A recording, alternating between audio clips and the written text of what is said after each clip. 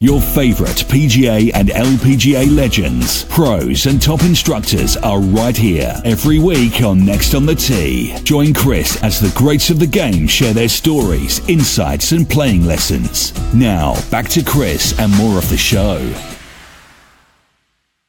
All right, now back with me on the French Lick Resort guest line is Keith Hirshland. Let me remind you a little bit more about Keith's background. He is an Emmy Award-winning TV producer. He has produced shows for ESPN, ESPN2, and the Golf Channel. In fact, he was a part of the original team that started the Golf Channel back in 1995. He's written a couple of fantastic books. You heard me mention it a moment ago. Cover Me, Boys, I'm Going In.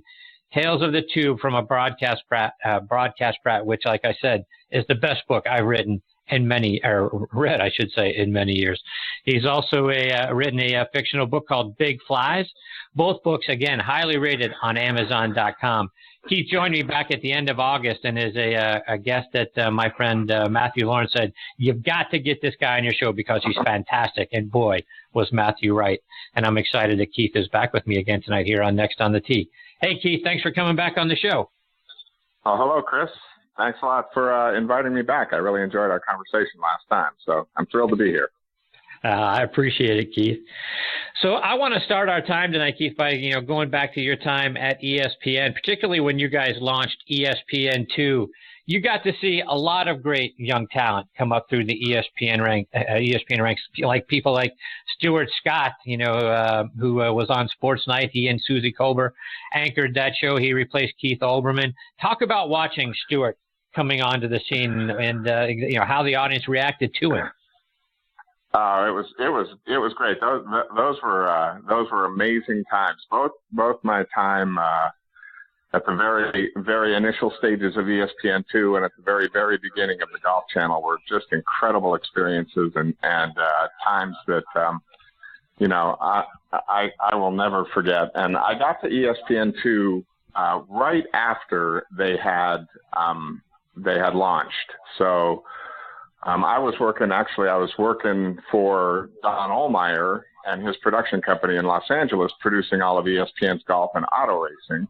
And he sold his company to ESPN, so we all became ESPN employees. I was kind of hoping to get out of Los Angeles. They offered me a gig in Bristol. I took it. They were kind enough to kind of transfer me there, and I got there just after ESPN2 had launched. So I missed the Keith Olbermann leather jacket Sports Night experience. He had already gone back to Sports Center when I had gotten there and left basically two great, amazing young anchors in Suzy Kolber and Stuart Scott in charge of that show. And they were absolutely fantastic. Great to work with, great to, true professional. Stuart Scott, it's just he was one of the nicest guys, most thoughtful guys. And, what I loved about both Stuart and Suzy at that time, and still today with Suzy, were they were both just diehard sports fans. And that was the great thing about a lot of people with whom I've worked over the years is, people were at ESPN because they love sports. They weren't at ESPN because they were looking to go someplace else. It wasn't a stepping stone for anybody. It was the pinnacle. So everybody that was there were absolute sports fans. Everybody rooted for a different team, but everybody was a sports fan. So that binded everybody who worked there together, and it was great. It was fun. And Keith, Stuart had a very unique delivery style. It was fantastic to watch and listen to. Did the audience immediately, catch on or gravitate to him, or did it take the audience some time to adjust? Yeah, I think it took a while. You tell me. I'm guessing you were watching. Yeah. It was a little hard to tell in the control room because you're worried about so many different things that you're listening to the show, but you're not gauging any reaction from anybody because you got your head buried in a rundown or figuring out what's coming up next or getting ready to invite the next guest on the show. So, but Stu had some Stu-isms, that's for sure, cooler than the other side of the pillow and booyah. And, I think that ESPN2 as a whole was such an infant trying to find its legs. And then, you had Stuart, who was trying to be the face of that program. And it was kind of like Suzy was kind of like his straight man to a little bit of craziness. But, I'd be lying to say we didn't have some production meetings before and after shows to talk about, are we crossing the line? Do we need to tone Stu down a little bit? And then, but the consensus was, heck no, let's let him go and see where this takes us. Kenny Mayne is another talented guy who came up around that time. Talk about what you remember about working with Kenny. Oh my gosh. Kenny we had this, there was a rotating group of producers, and when you came in the morning, you didn't know whether you were going to be producing Sports Night, or we had these kind of like 5-minute cut-ins called Sports Smash, and they were just updates basically, like the U.S. Bank update during golf, or but they were during intermissions of hockey games, or while you were going to break and getting ready for the second period of something, we'd do it. We'd have a Sports Smash, and Kenny, there was Kenny, Bill Pito, a number of guys, but Kenny was a kid. I shouldn't say a kid. I mean, he wasn't much of a kid. I mean, he had come from the Seattle market. He had played football at UNLV behind Randall Cunningham. Decided that he wasn't going to make it in the NFL, so he got into sports television, and he was a sportscaster in Seattle, and he was kind of this off the cuff, wild, crazy, popular guy in the Pacific Northwest, and the folks at ESPN thought he'd be a perfect fit for ESPN2. And I don't know if I told you the story or not, but when he got to ESPN2, and he was very funny, one of the wittiest guys I've ever been around, smart as heck, great writer, just a lot of fun. You were kind of everybody was looking forward to what he was going to be like on television. And he got out on his first Sports Smash, and luckily it was videotaped, so we could do it. It wasn't live. And he was so nervous that he couldn't deliver Sports Smash. He was sweating. He's stammering. He stopped numerous times. We got to start over. Oh my God, I'm sorry, I screwed that up. And everybody was like, oh my gosh, what the heck's going on? And so finally, I went out in the studio and went up to him and I said, Kenny, look, you just need to relax. First of all, it's on tape, so don't worry about it. And second of all, you've been doing this, for years in Seattle. This is no different. He goes, oh yes, it is. It's ESPN. And I said, just treat it like it's no different. All you have to do is look into that camera and pretend you're talking to one person, not however many people in your mind you think you're talking to. And if you talk to that one person and deliver your lines, you'll be just fine. And eventually, obviously, he turned into, the guy is a legend. But those first couple of nights, there were again, a couple of people huddled around a conference table wondering if they'd made a mistake in hiring Kenny Mayne, and clearly they didn't. But it was he was a crazy guy. He was a lot of fun to be around. And Keith, as you know, we also do a football show called Thursday Night Tailgate, and one of our frequent guests, and a guy who's near and dear to our hearts, is former Rams Pro Bowl quarterback Jim Everett. You were there on ESPN2 when he and Rome got into it. Many people believe their confrontation was staged just to get ratings, but talk about what you remember about that situation. I remember it happening. They were out in LA doing the Rome show, and we were in Bristol. And, we had been charged at ESPN2 with trying to be as irreverent as possible. We were the out of control little brother of ESPN2. And, they just wanted us to always try and the envelope and to try and be as irreverent as possible on the air without going over the line. And we were, Rome show aired on ESPN2, right before Sports Night was going to come on. And nobody knew. I couldn't tell you to this day whether it was, scripted or not. Part of me thinks, the conspiracy theorist in me thinks it had to have been, but I don't think to the extent that it ended up being. And because Rome started out, calling him Chris right off the bat, because Jim Everett had the perception of Jim Everett was that he was soft, that he went down too easily when being pursued by a defensive lineman or a linebacker. And Rome was Rome. And whether that was true or not with Jim, which I always thought he was a great quarterback, Jim Rome wasn't. He was going to latch onto that like a dog to a bone, and he wasn't going to let it go. And so, he kept calling him Chris, and Everett finally said, "If you call me Chris one more time, you're going to be sorry." And so Rome, of course, said, "Well, what are you going to do about it, Chris?" And over the table went Everett, and it was just a mess. And the next day, the whole culture of ESPN2 changed overnight. The next day, we got the edict from on high that said, no more irreverence. We're going to start handling things like a straight-up sports cast and a straight-up sports show, and we're going to just do highlights, and we're going to just do scores, and no more, funny graphics, and no more making fun of people.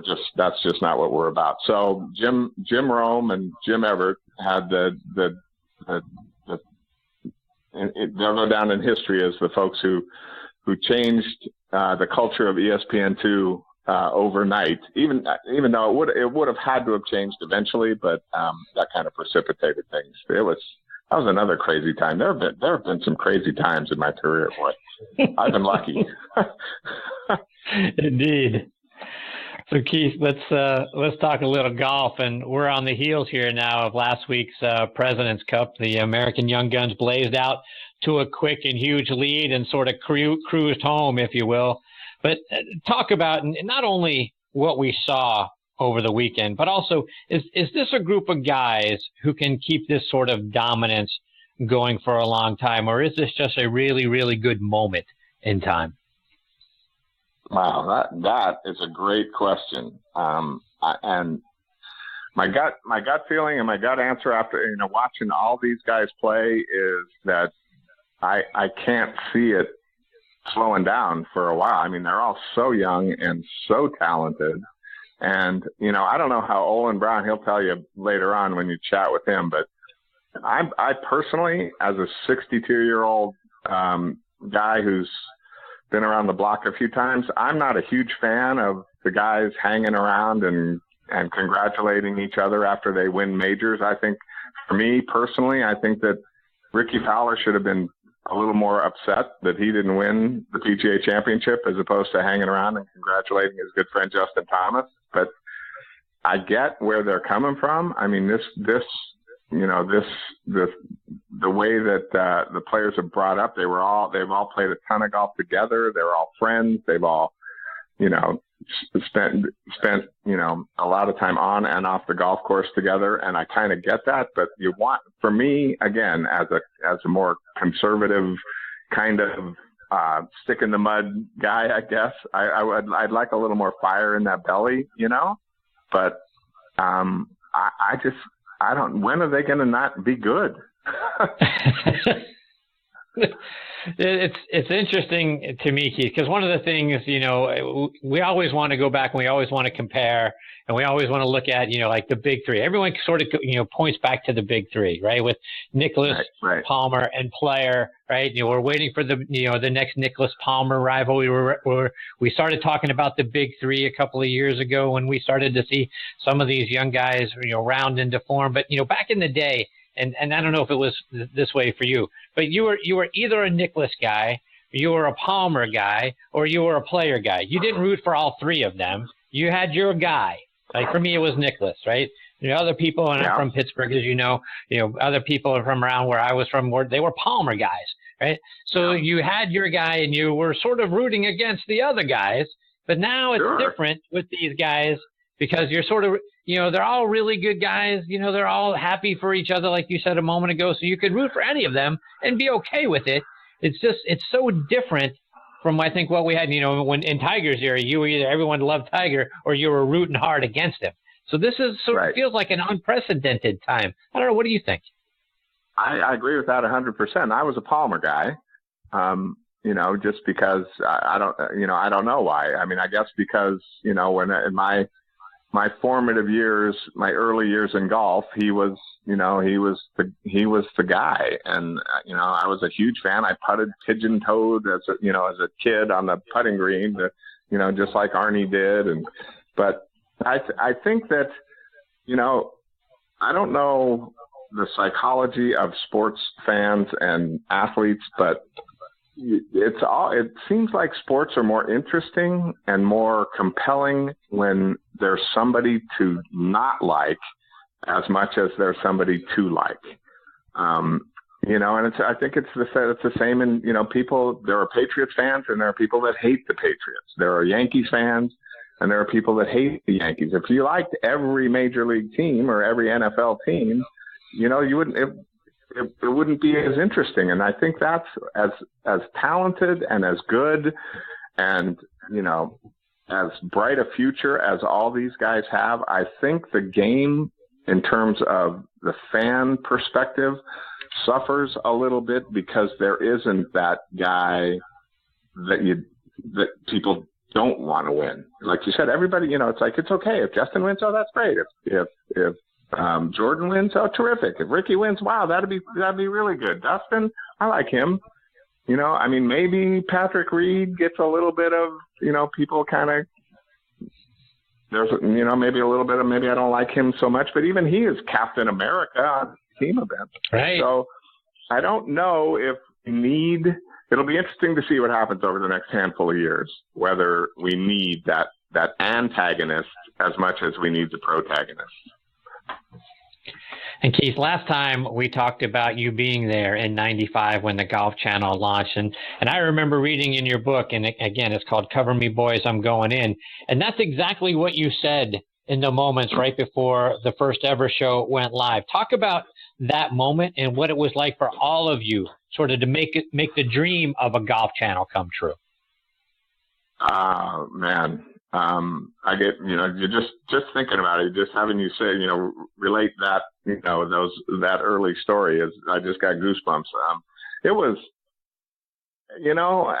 I can't believe how lucky I was to be, involved in that enterprise and be around so many passionate, talented people. And, Joe Gibbs, not the football coach, auto racing guy, but this guy from Birmingham, Alabama, who had an idea and convinced Arnold Palmer that it was a good idea.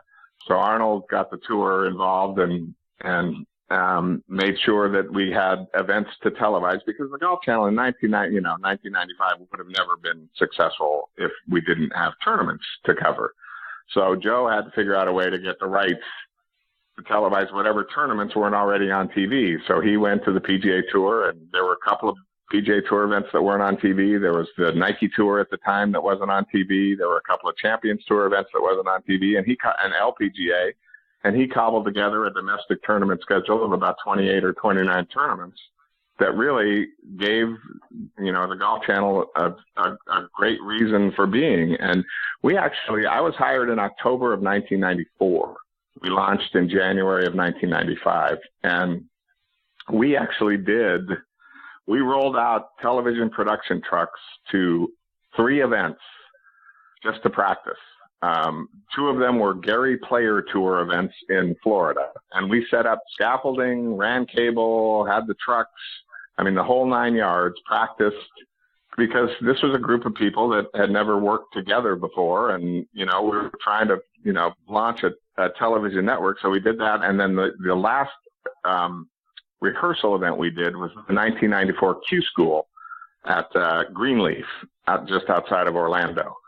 And first of all, the player backlash of us having television cameras, television golf carts, production people, announcers running around during Q School, you'd have thought that we were, the worst people in the world, because this was like, the inner sanctum. Nobody bothered anybody at Q School.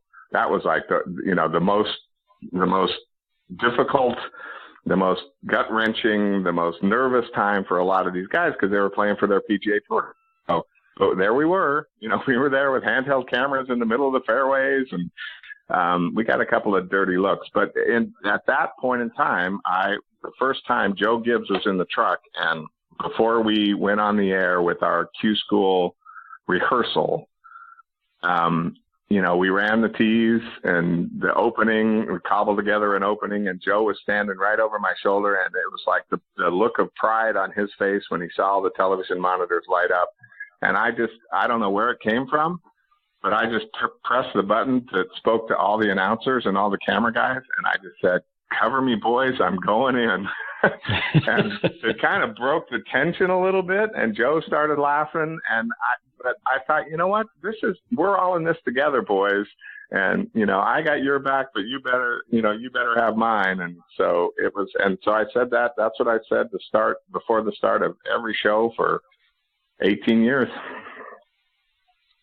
I figured it would be a good title for the book. And it is. And Keith, you were sort of trying to do some things that were outside of the box, right? And how you guys covered golf tournaments, and those tournaments, they were yours to produce. Was there a lot of pressure on you because, if you didn't do it right, you may not be able to build a viewership, and then, the channel may, ultimately not be successful? Or was it the opposite? There were no expectations, no pressure. You could do whatever you wanted to do and go make something completely new and different. That's a terrific question, and I guess my answer honestly would be both. There were times when I felt like it was early on. I mean, we had a great director, a guy named Emmett Loughran, who is still directing golf for PGA Tour Live stuff, and we had a great team, and it was. Thankfully, the folks at the Golf Channel, Bob Greenway and Joe Gibbs and Gary Stevenson at the time, and Mike Whalen, basically after the first couple of shows, when we got on the air on time, we got off the air on time, we got all the commercials in, and nobody, there was like we showed golf shots and everybody was happy. They basically came to me and said, "You go do what you do, because we have a million other things to worry about back here in Orlando. And thank goodness we have you guys out there to do these golf tournaments, because we don't have to worry about that." So they gave us a tremendous amount of leeway to have fun, to try new things. You go around, and we also thought, well, heck, this is great, because we didn't really know how many people were watching. So we figured, why not experiment a little bit? Why not try some different people as announcers? Why not try some different things on the golf course? But then we had big shows, like the Arnold Palmer Golf Gala, which was something that Mr. Palmer put together every year to benefit the Children's Hospital up in Latrobe. It was a turning point for the Golf Channel, because basically the Golf Channel was set up as a pay TV, like an HBO. And Joe figured that subscribers would fuel and pay for the network. And early on, they realized that they weren't going to get enough subscribers, and they had to go and figure out a way to get on basic cable. So the way they did that was that they made a deal with Mr. Palmer to televise the Arnold Palmer Golf Gala, and they convinced the cable operators, the cable owners that were early investors in the Golf Channel, to open up their cable networks for this one event, to let us televise and let us broadcast the Arnold Palmer Golf Gala on basic cable. And it was Davis Love, Tom Lehman, Arnold Palmer, and Tiger Woods. And this was before Tiger won the Masters, but he had won on tour, so he was he was still at the early stages of his phenomenal career, and that really turned the table. It got enough people watching, and all of a sudden cable companies picked up the Golf Channel on basic cable and really turned the corner. So to answer your original question, there were times when we were really nervous, and there were times when we weren't so nervous and just having a ball. I would live every single minute over again. Keith, one more before we let you go. And one of the innovative ideas that you came up with was a way to measure a player's heart rate when trying to make a putt to win a golf tournament. And you got a company to develop that device for you. Talk about that. Yeah, there were, that was fun. There was a company out of Pittsburgh. They worked for the University of Pittsburgh Medical. And I thought, wouldn't it be cool? You always hear about, how whether, you wonder about whether a player's nervous or not. And I always thought I'm still surprised they haven't done it. I would love to see a heart rate monitor on a hockey goalie, just to see if we can figure out the technology to get to be able to measure a player's heart rate during the course of a round, wouldn't that be cool? So these guys worked with us, and they came up with, the problem was back then, this was 15 years ago or so, and, the technology was still in its infancy. So whatever they came up with always involved having to tape at least 4 sensors on the player's body, on his skin. And, also the thing that monitored the heart rate was about the size of probably an iPhone 5 now. So we had to attach that to their belt. And all these, these things were hooked up to them. And it was, you can imagine trying to get somebody to wear it during a golf tournament was a challenge. But what we did was, when we were televising Canadian Tour events, one of the deals was we got 2 sponsors exemptions. So the Golf Channel could pick 2 players to play in the Canadian Tour events that we televised. And part of the deal that we told the players that we chose was, if you're going to play, you either have to wear a microphone or a heart rate monitor. So, the first Canadian Tour event out, and this is, there was a guy named Mayne Brady who said he would wear the microphone. And on Thursday, he wore the microphone, and I think he shot 65. So he's like, I'll wear it again. And he ended up winning the golf tournament wearing a microphone. Wow. And that was the opening. So then no player could say, well, I can't play good if I'm wearing this microphone, because Mayne Brady was, he was a winner with it on. But the heart rate monitor was cool because, we got it going, and the highlight of the heart rate monitor was Jason Bone. And it was another Canadian Tour event, and he liked the idea of the technology. He wore it one round and ended up making 8 birdies in a row to tie the Canadian Tour record. And it was the most amazing thing, Chris. You would think that he would get more and more nervous, and the numbers that we got back from the computer showed that he actually got less and less nervous. His heart rate went lower and lower with each successive birdie. And we were like flabbergasted that would happen.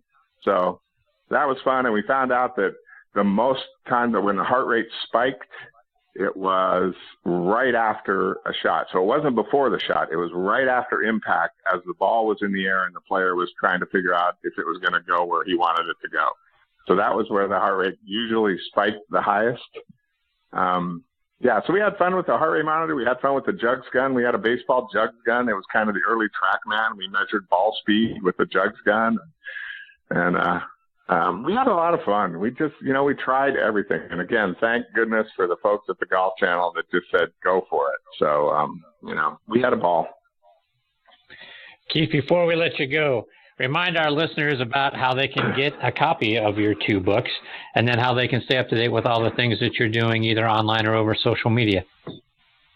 Yeah, great. Thanks. The books are available on Amazon or at KeithHirshland.com. KeithHirshland.com. And thanks to you, Chris. I've had a resurgence in sales of Cover Me Boys. So I appreciate you having me on, and I appreciate you talking about the book. And those are some fun times. And if people really are interested in behind the scenes of TV and are fans of the Golf Channel, there are a whole bunch of stories about the early days of the Golf Channel. So, and I write a blog. I haven't written anything in the blog for a little bit, but I'm about to. So we have a blog there, and I just finished my 3rd book. So that's about to go to the publisher, and things are great. A sequel to Big Flies? It's another mystery, but it's not a sequel. So. Okay. Well, Keith, Thank you so much for your time tonight. It's been fantastic getting to know you over the last 5 or 6 weeks. I can't thank you enough for, what you've done, done for this show and the support that you've had for me and the show and for your time coming back for a second time. I hope you'll continue to come back because there's a million stories from Cover Me Boys that I'd love to, get your thoughts on, plus, what's going on around the game of golf outside of that. But thank you so much for being here tonight. It's my pleasure. I'm happy to come back anytime you want to chat. Thanks, Chris. All right. Thanks, Keith. Take care. You bet. That is Keith Hirshland. Again, his last name is spelled Hirshland. So KeithHirshland.com. And folks, I'm telling you, I am not a reader. It's just not, my wife is a fantastic reader. She loves to read. I am not a reader. But when I got Cover Me Boys, I'm Going In and started to read that book, I just couldn't put it down. It's so many great stories back to back to back throughout the entire book. So I highly recommend it. Go check it out online. You'll see on Amazon.com. It's got a lot of great reviews there as well. And Keith is fantastic. I look forward to having him back on the show again real soon.